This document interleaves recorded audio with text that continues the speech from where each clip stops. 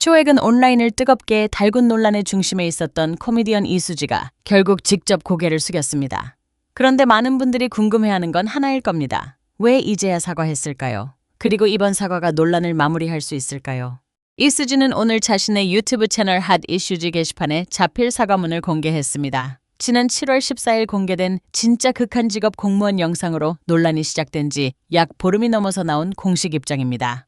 이수지는 사과문에서 해당 영상으로 불편함과 실망을 느낀 모든 분들께 진심으로 사과한다며 신속하게 대응하지 못한 점 역시 자신의 책임이라고 밝혔습니다. 또한 웃음을 만들려는 의도였지만 결과적으로 누군가에게 상처와 불편함을 줬다는 사실을 무겁게 받아들이고 있다고 말했습니다. 문제가 된 영상은 악성 민원에 시달리는 공무원을 풍자한 콩트였습니다. 그런데 영상 속에서 재선거를 외치는 시위대의 목소리가 배경음으로 등장하면서 예상치 못한 정치적 논란으로 번졌습니다. 비판하는 측은 재선거를 요구하는 시위대를 갑질 민원인처럼 묘사해 희화화했다고 주장했습니다. 반면 다른 쪽에서는 공무원을 괴롭히는 상황을 풍자한 개그일 뿐 특정 정치 세력을 겨냥한 것이 아니라며 표현의 자유를 옹호했습니다. 결국 논란이 커지자 제작진은 영상을 비공개 처리하고 특정 사안이나 정치적 입장을 전달하려는 의도는 아니었다고 해명하며 사과했습니다.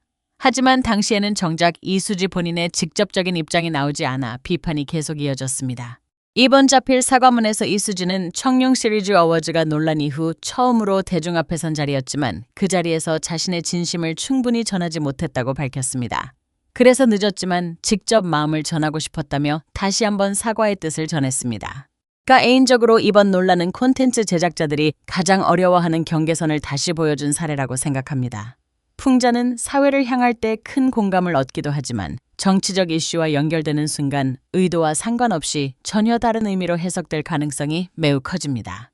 반대로 모든 풍자를 정치적으로만 해석하는 분위기 역시 창작의 자유를 위축시킬 수 있다는 점도 함께 생각해 볼 필요가 있습니다. 결국 중요한 것은 의도보다 결과입니다. 시청자가 상처를 받았다면 그 부분에 대한 책임 있는 설명과 소통은 피하기 어렵습니다. 다만 이번 사과가 충분한 진정성을 인정받을지는 앞으로 이수지가 어떤 콘텐츠와 어떤 태도를 보여주느냐에 달려있을 것으로 보입니다. 한편 이수지는 지난 7월 31일 열린 제9회 청룡 시리즈 어워즈에서 인기스타상을 수상하며 지난해 여자 예능인상에 이어 2년 연속 수상의 영예를 안았습니다. 하지만 지금 대중의 관심은 수상보다 이번 사과가 논란의 종지부를 찍을 수 있을지에 더욱 쏠리고 있습니다. 여러분은 이번 사과를 어떻게 평가하십니까? 늦었지만 진심이 담긴 사과였다고 보시는지 아니면 너무 늦은 대응이었다고 생각하시는지 댓글로 여러분의 의견을 남겨주시기 바랍니다.